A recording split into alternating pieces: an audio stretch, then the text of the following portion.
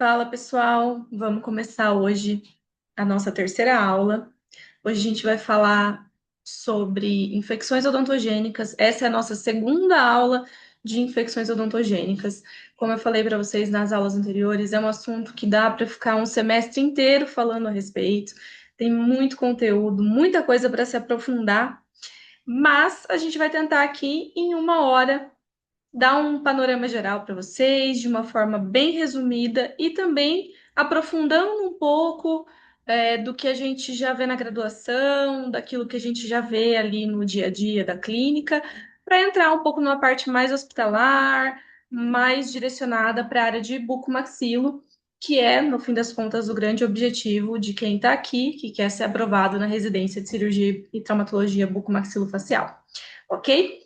Então, eu vou começar dividindo com vocês a minha tela para a gente começar essa aula. Que eu vou falar que hoje eu tenho certeza que vai ser muito proveitoso para vocês, até para quem de repente está no R1, pode se beneficiar muito desse conteúdo que está aqui, porque, como eu falei para vocês, né, a gente não vai falar de coisa muito básica, a gente vai falar de assuntos um pouco mais aprofundados. E é sempre importante lembrar vocês, tá? Que estão aí com papel, com caneta para anotar, que caso vocês escutem alguma coisa que vocês nunca ouviram, que vocês nem imaginam o que que seja a respeito, vocês vão anotar para vocês pesquisarem e se aprofundarem um pouco mais, tá? Eu não vou ter tempo aqui, como eu falei, de em uma hora falar profundamente sobre tudo aquilo que eu vou trazer, né? A gente sabe que cada uma dessas coisas pode ser muito aprofundada, mesmo a gente ficar aí quase um mês falando, tá? Então, para a gente começar, hoje a gente vai falar então de diagnóstico, tratamento e complicações sistêmicas. Na aula passada, nós falamos sobre a parte anatômica, nós falamos um pouco sobre as bases das infecções, como que uma infecção se instala, falamos da tríade do hospedeiro, da microbiota, e do ambiente. Falamos um pouquinho mais ali também sobre, principalmente sobre o hospedeiro, que é a parte mais importante. E hoje nós vamos então entrar de fato no diagnóstico, no tratamento e no que pode acontecer caso uma infecção ela progrida para espaços mais profundos e em pacientes mais debilitados, ok? Beleza. Então, para começar, a gente vai falar um pouquinho sobre microbiologia das infecções odontogênicas, porque para entrar no tratamento, nós vamos precisar entender com que tipo de bactérias nós estamos lidando na boca, certo? Dominar o diagnóstico clínico e por imagem das infecções de espaços faciais. Então, na aula passada, nós falamos sobre esses espaços faciais. Eu mostrei para vocês na tomografia, nos exames de imagem, nos livros de anatomia também, as imagens para vocês visualizarem de que a gente está falando, né? Às vezes a gente lê no livro, ou lê numa apostila, lê num resumo e não tem noção da onde que tá, de onde fica esses espaços faciais e por que eles podem ser tão profundos. Então, com essas informações, com essas imagens, a gente consegue ter uma noção realmente da onde que é, do que a gente está falando. E agora, hoje, eu vou mostrar para vocês no paciente aonde que estão esses espaços faciais. Então, vai ser muito útil fazer esse link da aula anterior com essa aula, ok? Nós vamos também compreender os princípios do tratamento, né? Que consiste em fazer a drenagem, a antibiótico terapia e principalmente em remover a causa. Eu vou mostrar com os casos clínicos aqui. E nós vamos falar um pouquinho sobre a fisiopatologia da sepse e o seu reconhecimento precoce. Por que é tão importante identificar um paciente que já está entrando em uma disfunção orgânica, que ele já está saindo de uma infecção localizada e fácil de ser resolvida para uma infecção generalizada que às vezes vai comprometer o sistema dele como um todo e não adianta já mais fazer nenhuma drenagem, uma antibiótico terapia, porque o sistema todo já está comprometido. até chegar num ponto ali de falência múltipla de órgãos, tá? Então, nós vamos falar sobre essa fisiopatologia, o reconhecimento precoce e entender os critérios de diagnóstico de uma sepse, ok? Que é essa disseminação generalizada de uma infecção. E para a gente começar, então, a microbiologia das infecções. As infecções odontogênicas, elas são tipicamente polimicrobianas, então a gente tem bactérias aeróbias, anaeróbias, mais de 5 espécies por culturas. Então, quando a gente faz um swab, né, da mucosa bucal, a gente encontra muitos tipos de bactérias. Mas o que a gente precisa saber aqui é que na fase inicial de celulite, eles são predominantemente os cocos aeróbios gram-positivos que estão presentes. E na fase tardia, fase de abscesso, né, quando a gente já consegue palpar a região e visualizar uma coleção purulenta, já começam a dominar os anaeróbios. Então, Prepto, Streptococcus, Fusobacterium, Prevotella, bacterióides, ok? E na pele, muito comum a presença de Staphylococcus aureus, que é uma grande preocupação também em feridas pós-operatórias. Então, sempre ter isso em mente, que em casos de acessos extraorais, o Streptococcus aureus pode estar presente nessas infecções, ok? E a antibiótico terapia, ela precisa cobrir, então, esse múltiplo espectro bacteriano, tanto aeróbios quanto anaeróbios. E aí, então, a primeira linha de antibiótico que a gente escolhe para casos de infecções intraorais, né, bucais, são as amoxilinas. Então, a amoxilina com clavulanato, clavulin, tá? Que tem uma cobertura ampla, aeróbia e anaeróbia, e inclusive uma cobertura de micro-organismos resistentes, tá? Em alguns hospitais, né, infecções hospitalares, a gente opta também por penicilina G, penicilina V, que também é uma primeira escolha de infecções odontogênicas simples. E a partir do momento que a gente quer combinar um reforço anaeróbio, a gente pode entrar com metronidazol ou uma clindamicina também, que é excelente para penetração óssea, tá? Quando o paciente tem alergia, aí a gente também tem que falar sobre isso, né? Pacientes alérgicos à penicilina, a gente opta por clindamicina, azitromicina, que também tem amplo espectro, e a clindamicina principalmente pela penetração óssea, tá? Infecções mais graves, que são infecções hospitalares, aí a gente já começa a entrar em antibióticos mais fortes, mais amplos, por exemplo, ampicilina com sulbactam, a piperacilina com tazobactam. Aí a gente já entra numa seara de infecção hospitalar, praticamente. Então, todos os hospitais, eles têm para vocês que não sabem, que não vivenciaram isso ainda, tem um centro de infecção hospitalar, que é a CCIH. E geralmente esse centro ele está sempre monitorando os tipos de micro-organismo que estão mais presentes naquele hospital e oferecendo soluções antimicrobianas para que reduza o máximo possível a resistência bacteriana, tá? Então, nós também precisamos levar isso em consideração, o hospital que nós estamos atuando, porque eventualmente a amoxicilina e clavulanato não vai ser mais a nossa primeira escolha de antibiótico, visto que naquele hospital, naquele ambiente, a gente já tem uma resistência bacteriana muito forte, tá? Então, é muito comum disso acontecer. É bom quando a gente está presente ali, a gente saber qual que é a primeira linha de escolha para a mucosa bucal, por exemplo, ok? Mas, de modo geral, um paciente que vem de fora, que vem da rua ali, que está com uma infecção, ele vai passar ali primeiro pela amoxicilina e o clavulanato para iniciar, caso ele não seja alérgico a esses medicamentos, ok? Coisas que são muito importantes de serem levadas em consideração é que, ao iniciar uma antibiótico terapia no ambiente hospitalar, é sempre muito importante fazer uma cultura e um antibiograma desses pacientes para guiar essa terapia. Então, não é que a gente vai esperar esse exame ficar pronto, demorar para iniciar um antibiótico, não. É assim que for realizada a drenagem, assim que for possível de se coletar algum material desse paciente, esse material ele é coletado e é enviado para a cultura e antibiograma, que assim vai ser muito mais direto, muito mais fácil de entrar com o antibiótico correto, tá? A duração, então, para infecções simples da antibiótico terapia é de 5 a 7 dias.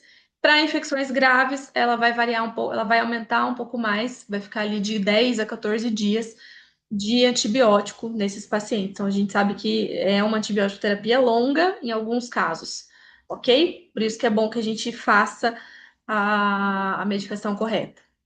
Até porque também é recomendado que o antibiótico que se utilize, depois ele seja.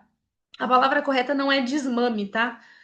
Tem uma palavra que fala sobre essa forma de fazer o tratamento, que você diminui, você pega um antibiótico muito mais forte, de um espectro muito maior, e aí você vai reduzindo para um antibiótico um pouco mais fraco, direcionado para aquela bactéria em específico que está presente ali naquele paciente, à medida que esse paciente vai respondendo bem à antibiótico terapia, tá? Bom, e com relação, então a gente entendeu como é que é a microbiota, como que ela funciona e como que a gente vai fazer então o diagnóstico e o tratamento desses pacientes. O diagnóstico, primeiramente, ele é clínico, então entender a história clínica, história médica, odontológica desse paciente.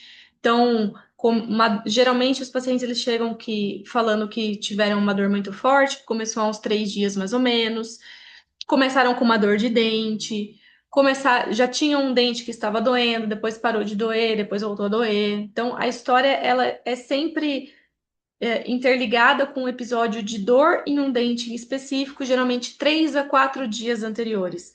Quando o paciente vai buscar ajuda, às vezes num posto de saúde ou com algum dentista, e aí o dentista prescreve, por exemplo, uma nimesulida e um ibuprofeno, que é muito comum também acontecer, esse paciente também vai informar nessa história.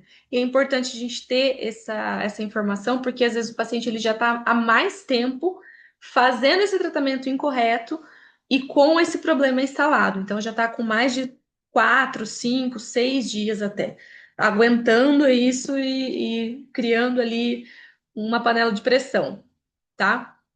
Coisas também que são muito importantes a gente reparar, né? Os sinais cardinais de inflamação comuns, né? Como calor, o rubor, o avermelhado, um edema, aquele edema que a gente palpa e ele até afunda a pele, tá?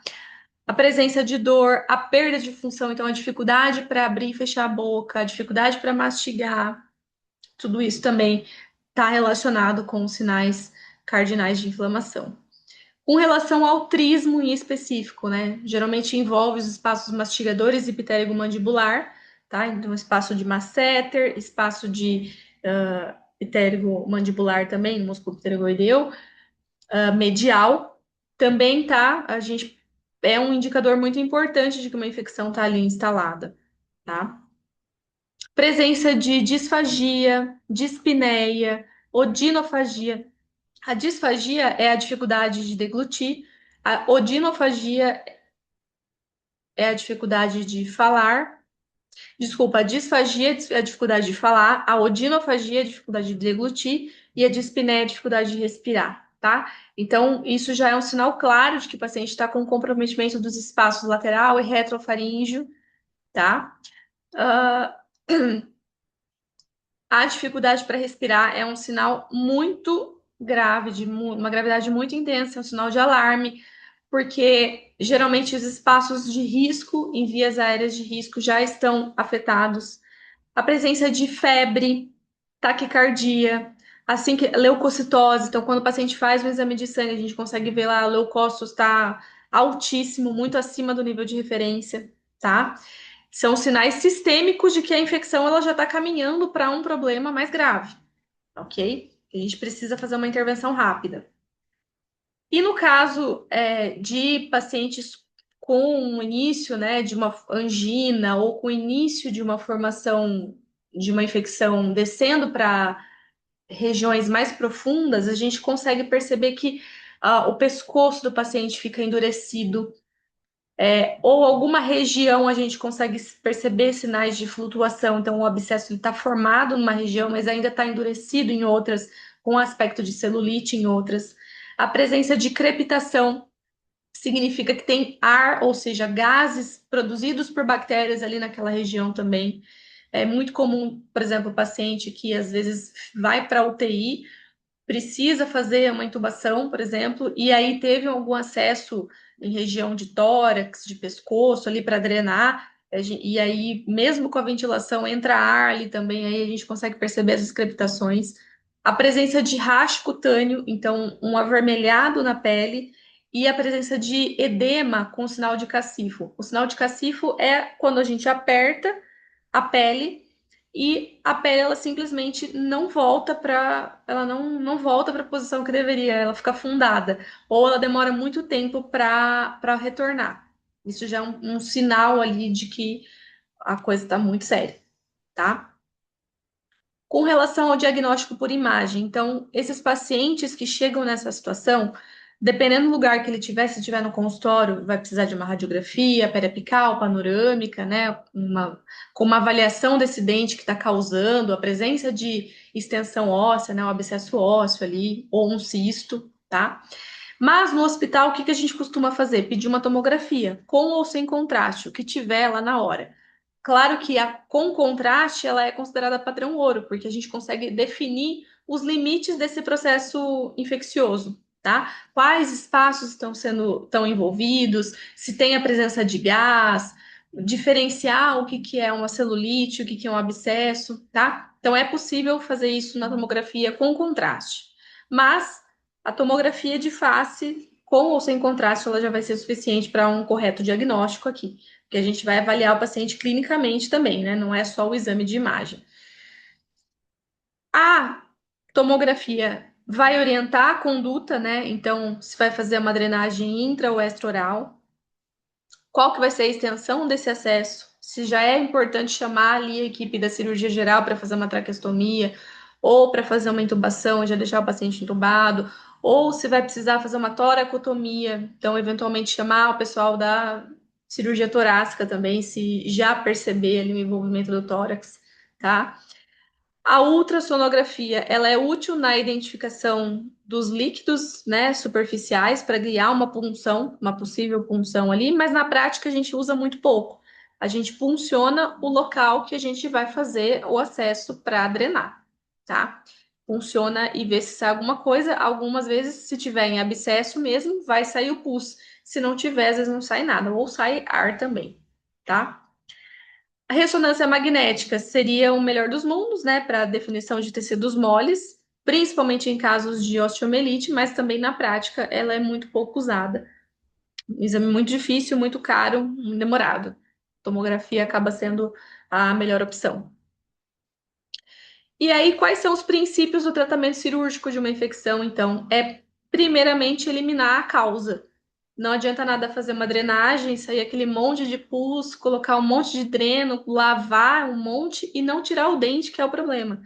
Ou então, já aconteceu, por exemplo, casos, em período que ajudei alguns alunos de preceptoria na residência, o paciente chegar com uma situação de, após a extração de um dente do siso, paciente começar com a infecção e aí não tem raiz, não tem nada. E o paciente está só com antibiótico. A hora que você vai olhar dentro da boca, tem lá o ponto, tem lá o tecido de granulação do alvéolo que formou uma alveolite ali. Então, é importante fazer uma curetagem para tirar o ponto, fazer uma curetagem, liberar aquele tecido para tirar a causa, tá? Porque se ficar com a causa ali, vai demorar, ou vai demorar muito mais, ou não vai ser resolvido, tá? A drenagem do abscesso, obviamente, com a incisão, a drenagem nos planos corretos, na região que tem a loja que contém a secreção purulenta ali, para também a drenagem tem a função de aumentar a vascularização da região, entrar oxigênio, tá? E colocação de um dreno de Penrose para continuar essa drenagem e também para fazer a lavagem. A gente pode colocar um dreno de irrigação também. Em alguns casos, nós recomendamos fazer isso, porque daí diariamente é possível lavar dentro da ferida para também possibilitar a entrada de oxigênio, de água, de soro, né? E lavar bem ali a região. A antibiótico terapia adjuvante é o tratamento cirúrgico, não vai substituir a drenagem, ao passo que também não adianta só fazer a drenagem se o paciente estiver sem antibiótico, a gente precisa dar uma força para esse paciente, para o organismo desse paciente reagir. Se ele tivesse reagido, já teria resolvido, né? Não é o caso, então a gente precisa entrar com o antibiótico adequado. Manejo das vias aéreas é uma coisa muito importante, é uma das prioridades, principalmente em infecções de assoalho bucal, pescoço, região láterofaríngeo, retrofaríngeo. Se for mesmo fazer uma abordagem ali, é importante discutir com a equipe médica que está presente se não vale a pena fazer uma traqueostomia nesse paciente para deixar já a via aérea dele resolvida, tá? O debridamento é a remoção de tecido necrótico, lavar bastante, irrigar bastante ali o tecido, deixar sair o máximo de pus possível, fazer a dissecção ali em todas as faces desse tecido também e manter o paciente internado, né? Então, infecções de espaço profundo, com um trismo severo, o paciente não vai conseguir se alimentar adequadamente, não vai conseguir deglutir adequadamente. Então, se existir um comprometimento nutricional desse paciente também, às vezes vai ser necessário conversar com a equipe de nutrição do hospital, eventualmente para entrar com uma sonda, se for o caso, tá? Essas coisas a gente não necessariamente tem o conhecimento exato do que fazer, mas com a prática a gente vai entendendo que, pô, esse paciente ele precisa comer, ele precisa se hidratar, ele precisa ter um antibiótico. Então, a gente precisa pensar em todas essas coisas e levar isso tudo em consideração. No caso de pericoronarite, é bastante comum, paciente, por exemplo, no consultório, chegar com o tecido ali em volta do dente do siso todo infeccionado, todo inflamado, e aí fica sempre aquela dúvida: tira o dente agora, não tira? Ah, mas no hospital o pessoal já vai e já tira, porque no hospital a gente tem um controle muito maior desse paciente. A gente já vai entrar com antibiótico ali que vai ser se tiver muito grave, né, o caso, a gente vai remover a causa, que é esse dente, para a gente não correr o risco de ter de novo. Mas no consultório, não. No consultório, a gente vai precisar primeiro tratar a infecção de tecido mole, fazer a drenagem, colocar um dreno ali, esperar melhorar e depois realizar a extração para ser mais seguro para esse paciente. Porque fazer a drenagem, fazer a extração, mandar esse paciente embora para casa e não ficar ali sob a sua supervisão, isso pode ser um problema muito sério, pode evoluir aí para uma infecção muito séria, muito grave, tá? Aqui eu trouxe para vocês verem um caso de uma criança. Isso pode acontecer com crianças também. Esse paciente tinha ali cárie em praticamente todos os molares descidos, molar permanente também, primeiro molar permanente. Acho que ele estava na faixa ali dos 7 anos.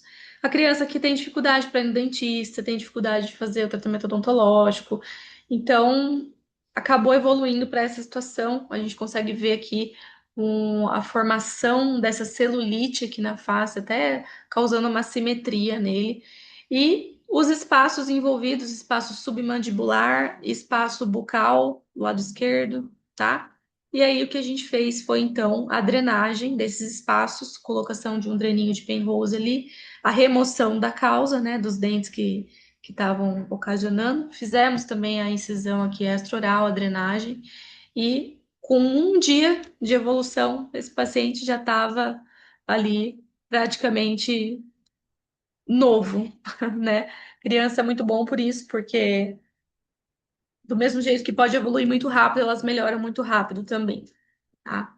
Um outro caso também de uma criança, mesma coisa, aqui envolvendo também espaço, região superior, espaço bucal superior, e já começando a envolver espaço canino, ó. Vocês podem observar aqui até uma assimetria aqui no nariz.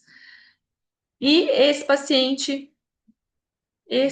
sim, foi um caso que marcou muito, porque ele chegou com uma situação de angina de Ludwig.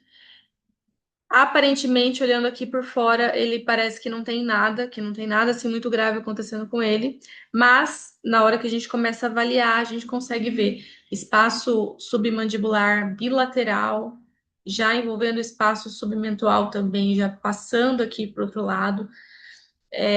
Esse paciente, região sublingual, também estava acometida. E eu trouxe aqui um vídeo para mostrar para vocês o que, que é uma odinofagia, uma dificuldade para falar enquanto você ainda está com a infecção instalada.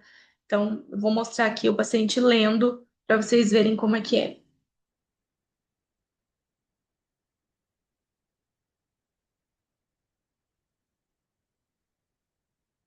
Você vê que ele está com dificuldade para falar, está com dificuldade para passar o ar ali, ele já estava numa situação muito grave. Esse senhor tirou o dente do siso, era um caso de infecção pós-operatória e ele era diabético, tá? E evoluiu muito rápido, coisa de 3 dias também. E a diabetes dele estava muito descompensada. E uma coisa vai alimentando a outra, né? De diabetes descompensada aumenta a infecção, e aumenta a infecção, descompensa ainda mais. Então, a gente fez aqui os acessos que foram necessários, a gente fez a drenagem submandibular, sublingual, de todos os espaços necessários e esse paciente colocamos drenos também de irrigação, mas ele não evoluiu muito bem. Esse paciente ele foi a óbito, ele já estava em um quadro de sepse nesse dia aqui que a gente estava conversando com ele, tá? Embora tenha sido tudo muito rápido, tá? A gente fez todo o atendimento dele de forma muito rápida, mas é que ele já estava há vários dias nessa situação e com o comprometimento da glicemia ali, o que atrapalhou ainda mais. Ele chegou a ficar em UTI, ficou um tempinho em UTI internado, mas ele não resistiu por causa de um dente, né? Então a gente fala, nossa, mas dá para acontecer isso por causa de um dente? Sim, dá para acontecer por causa de um dente. Esse outro paciente aqui, situação muito parecida, mas esse não era diabético. Olha o tamanho já dessa celulite, desse abscesso, que já estava em abscesso. Eu lembro do cheiro da drenagem desse paciente, porque realmente foi muito fedido, muito, assim, muito ruim. Odor fétido terrível. E aí, logo depois, olha só a quantidade de pus que tinha. Claro, você vê que por fora acaba sendo melhor, né, esse paciente, do que por dentro, quando a gente vê uma situação assim que parece que nem tá tão inchado assim, mas pode acontecer, tá? Então, esse paciente nós fizemos aqui drenagem extraoral também, espaço submandibular, você vê que está um pouco mais localizado ali. Essa outra paciente, espaço bucal, espaço submandibular, também fizemos. Olha só, em poucos dias a regressão ela é quase que, ela é visível, né? Então, no dia seguinte que você faz uma intervenção dessa, o paciente já tem que ter alguma melhora, tá? E com relação à sepse, o que que é a sepse? Como que ela evolui, como que um paciente com uma infecção ela pode evoluir para uma situação mais generalizada, tá? Basicamente, eu vou tentar explicar aqui, fazer algumas analogias para vocês entenderem, mas é como se a gente tivesse um país e esse país tivesse sido invadido por forças inimigas e o governo desse país simplesmente parou de funcionar, simplesmente largou mão e deixou o país sozinho. É basicamente isso que começa a acontecer numa situação de sepse, tá? Começa a acontecer uma disfunção orgânica ameaçadora à vida e causada por uma resposta desregulada do hospedeiro à infecção, tá? Numa situação de choque séptico, o que que é isso? É a sepse que já progrediu tanto a ponto do paciente não ter mais a pressão suficiente para resolver ali a circulação sanguínea. Então aí a gente já começa a precisar de medicações para aumentar a pressão, a quantidade de lactato sérico, para vocês entenderem o que que é o lactato, né? O lactato ele é como se fosse um lixo metabólico produzido pelo organismo, que o nosso organismo ele vai removendo conforme o estresse, né? Então, a gente se estressa, tem o lactato sérico e o nosso organismo é capaz de remover esse lactato. Num choque séptico, a quantidade de lactato no sangue é tão grande que o organismo já não consegue mais eliminar como deveria eliminar. e esse lactato vai ficando acumulado, tá? Então, numa situação de sepse, a mortalidade ela aumenta de 20 a 30%. Numa situação de choque séptico, aumenta de 40 a 50%. Existem formas de reverter, né, que é com essa vasopressina, com medicamentos específicos, mas é claro que a mortalidade ela aumenta muito, tá? E infecções odontogênicas podem sim progredir para uma sepse. Por isso que reconhecer precocemente os sintomas de uma sepse é vital para esses pacientes, tá? E a gente vai falar um pouquinho também de mediastinite descendente necrosante, que é uma complicação grave também, que tem uma mortalidade alta, tá? Então, para diagnosticar a sepse, inicialmente acontece essa disfunção orgânica, que é a CIRS, é uma síndrome, tá? O paciente ele já começa com uma temperatura ou muito alta ou muito baixa. A frequência cardíaca dele fica acima de 90 batimentos por minuto. Frequência respiratória também, ele começa a ter dificuldade para respirar. O exame de sangue, leucócitos ali acima de 12 mil, ou então abaixo de 4 mil, são essas discrepâncias muito grandes, ou muito alto ou muito baixo, tá? E, obviamente, se o paciente tem esses sinais, qualquer um desses sinais aqui, tá? E a suspeita de uma infecção, porque nem sempre a infecção ela tá tão visível assim, né? Os nossos pacientes de infecção bucal, eles relatam que tiveram dor e tudo mais. Mas a gente pode ter sim uma infecção bucal, por exemplo, em um paciente tipo pericoronarite, tipo periodontite, em um paciente muito acamado, né? E aí desenvolver essa situação de sepse. Essa é a definição antiga, mas dois ou mais critérios desse daqui já é um motivo para a gente ficar alerta. E no caso do SOFA, que é já a disfunção de órgãos, o paciente já tem alteração de estado mental, tá? Da escala de coma de Glasgow. Frequência respiratória já aumenta muito. A pressão sistólica começa a baixar. E aí, então, esse é um score simples para ser feito ali à beira do leito. E a presença de dois sintomas desses daqui, dois sinais desses daqui, já é suficiente para confirmar uma disfunção orgânica e confirmar uma sepse. Então, o que a gente precisa, sabendo disso, o que a gente precisa fazer?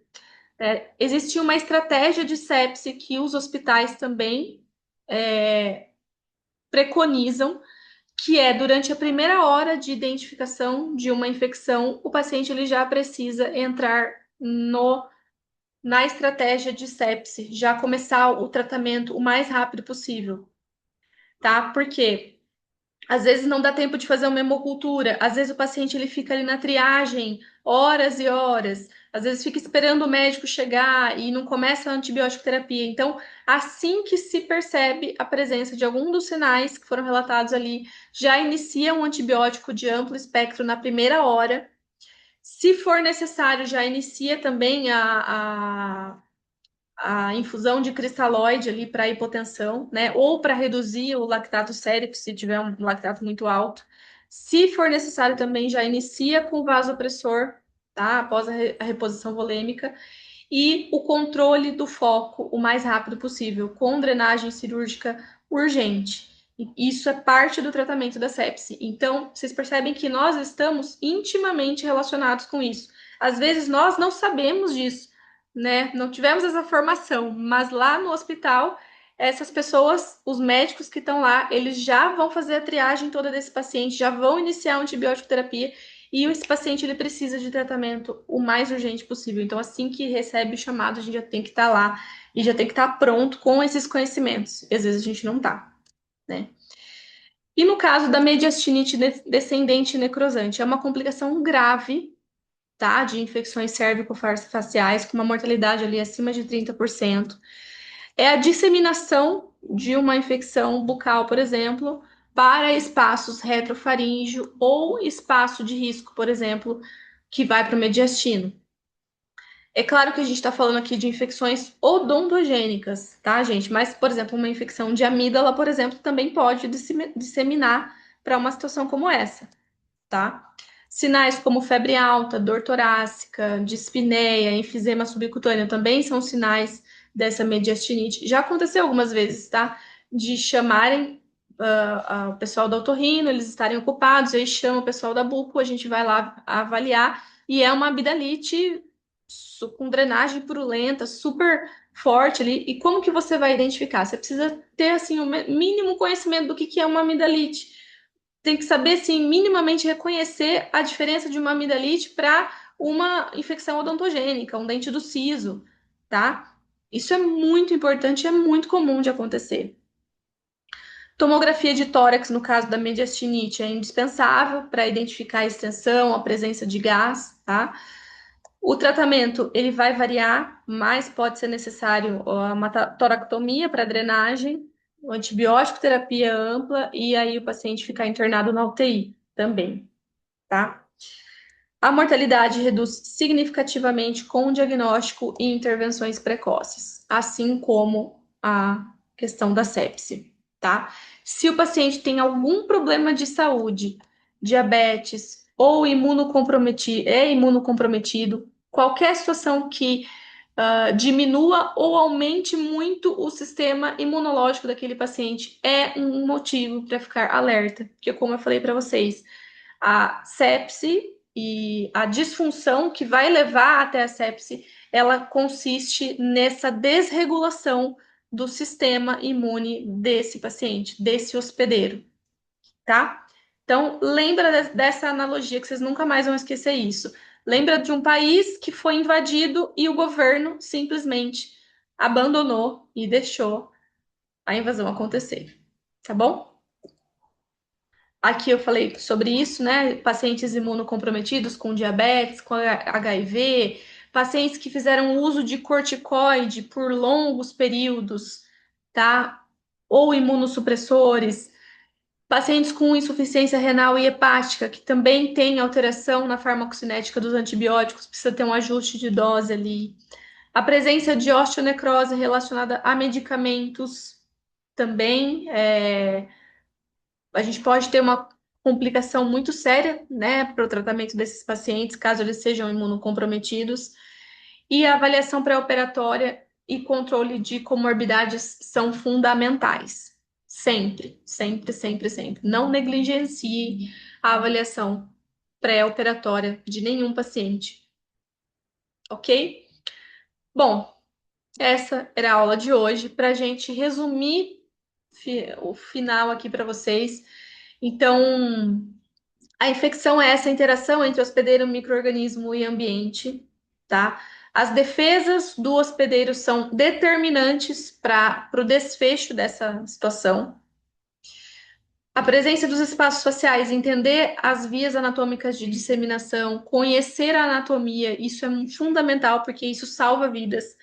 Eventualmente, se chega um paciente para você e algum desses espaços ele não é abordado, ou você ficou em dúvida se é que faltou alguma coisa na abordagem daquele paciente, é importante rever. Já aconteceu também, por exemplo, quando a gente está entre R- e R+, a gente, o R+ fazer, por exemplo, alguma sequência ali de drenagem, mas faltar alguma área que não foi bem drenada. E aí o superior a ele precisa ir lá e checar se realmente foi feito tudo. Isso é muito importante, gente, muito importante. Não negligencie, tá? No caso de uma angina de Ludwig, a via aérea é prioridade, a gente precisa levar isso em consideração. A tomografia é o padrão ouro para avaliação dos espaços profundos, tá? E o tratamento é sempre esse: eliminar a causa, fazer uma drenagem bem feita, entrar com antibiótico terapia direcionada depois de uma boa hemocultura e uma boa punção, fazer o manejo adequado da via aérea, ok?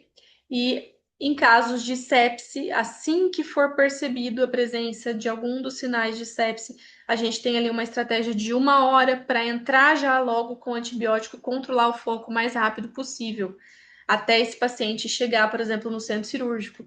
É muito comum também de acontecer isso, mesmo a gente sendo muito rápido, mesmo a gente fazendo tudo o que é possível para colocar aquele paciente o mais rápido possível para fazer uma drenagem, é importante já entrar com antibiótico na primeira hora e controlar minimamente ali o foco de infecção, tá bom? Eu espero que depois dessa aula vocês tenham, lógico, vocês não aprenderam tudo a respeito disso, mas tenha ali despertado, nem que for um sinal de alerta na cabeça de vocês, para quando vocês forem residentes de verdade, vocês terem essa noção de quão grave pode ser uma infecção e quão rápido precisa ser o atendimento e a melhora desses pacientes, ok? Vou até deixar aqui mais um pouquinho, ó, os critérios de diagnóstico de sepsis. Às vezes a gente esquece. Isso cai em prova, tá? Mas temperatura, frequência cardíaca e frequência respiratória são básicos, a gente consegue fazer numa avaliação. Leucócitos, a gente pede um exame de sangue e já consegue visualizar. Tem dois ou mais desses critérios aqui se enquadrando, a gente precisa iniciar antibiótico na primeira hora. Precisa, ok? Espero que vocês tenham gostado, entendido essa aula e a gente vai para a próxima aula. Não sei qual vai ser o nosso tema, depois eu coloco lá no nosso Instagram para eu saber de vocês o que interessa mais, ok? Um beijo para vocês e até a próxima.